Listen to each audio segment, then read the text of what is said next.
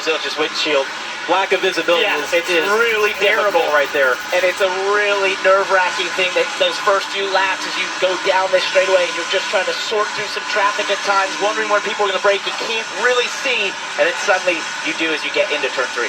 Brandon Jones on the pole takes the outside lane. We'll be talking about lane choice on restarts all night long.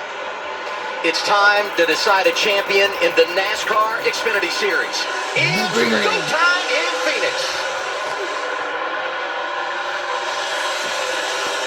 Clean start. I don't think anyone I saw dip below before the start-finish line. At 54 really drove in there, but look at Brandon able to get to the throttle and have the advantage on the outside. Now they're all facing the sun, and Parker mentioned it, how bad that is.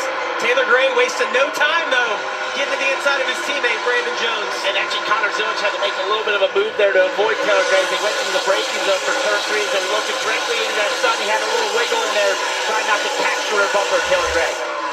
Last week's winner, trying to pick up where he left off. Taylor Gray, victorious for the first time in his career, Saturday evening at Martinsville. And dogging his teammate, who's won twice this year, and one time in his history in Phoenix, that would be Brandon Jones. Playoff drivers going at it here. The 7 is Justin Allgaier, and that red and white number 2, Jesse Love in the outside lane. But and the intensity in these races every week obviously ramps up when you get to the end, but even more so here. These guys will play nice right now, not being overly aggressive, but as this gets closer to the end, knowing that all you have to do is be the first of those 4 to win the championship, they'll put it all on the line. Interesting line, I think, out of Brandon Jones on new tires down in turns 1 and 2. We saw him not on the yellow line. We typically see the guys, as the run goes on, fade a little lower, but Brandon running higher. We'll have to battle between Justin Allgaier and Jesse Love. Notice Justin's not going through the shortcut there through the dog leg, staying on the racetrack. Could just be a little self-preservation decision the tires, right? Like yeah, just taking care of the tires, yep. At the low air pressure, not doing anything that you don't need to do. He's able to make that pass of Jesse Love.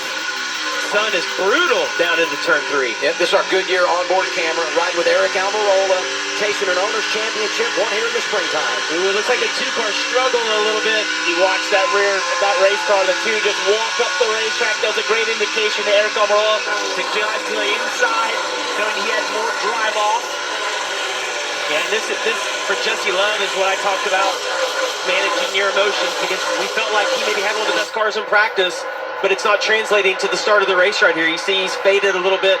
Look how far the 7 of Allgaier is already ahead 1 lap. It's clear. The 19, oh, don't make contact. That's tight. Jamie, you referenced the fact it's not about winning the race for these guys racing for the championship.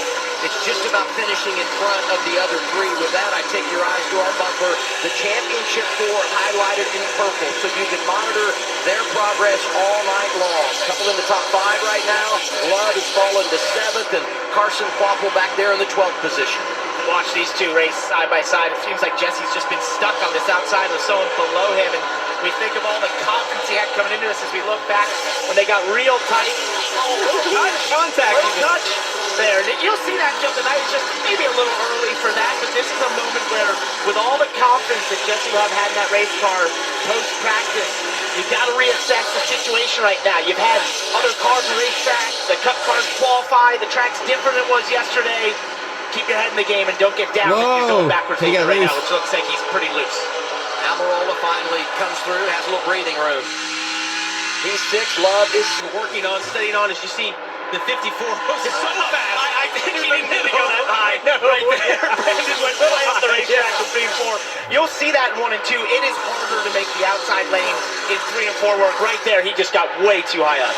Brandon Jones leading laps here today for the first time at Phoenix since March of 2022. But it's his young teammate that's on point. 12 laps in, we get to our Mobil 1 leaderboard. Gray, Jones, Creed, Allgaier, Zilich, the top 5 early in the desert. He's right there getting back to the gas, chasing it up the racetrack. He's moved forward, though, passing 5 cars.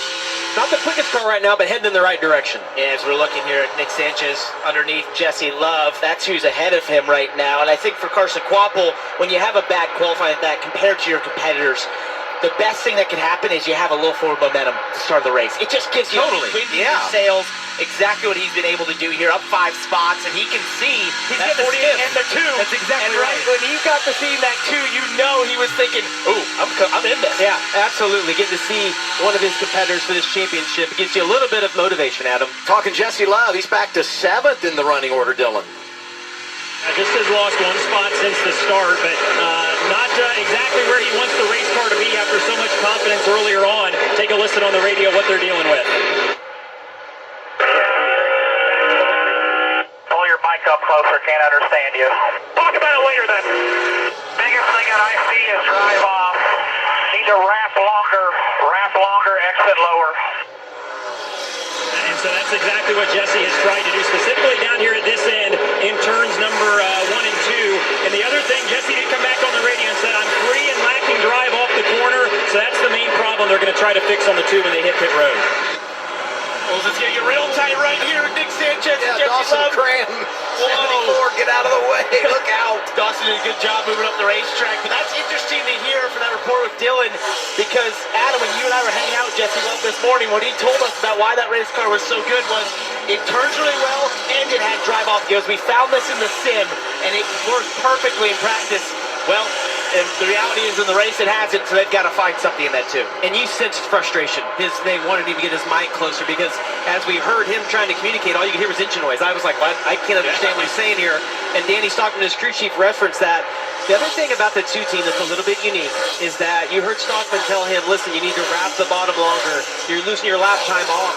They're looking at all the data. Jesse wants to be fed all the information he can so he can try to get better inside.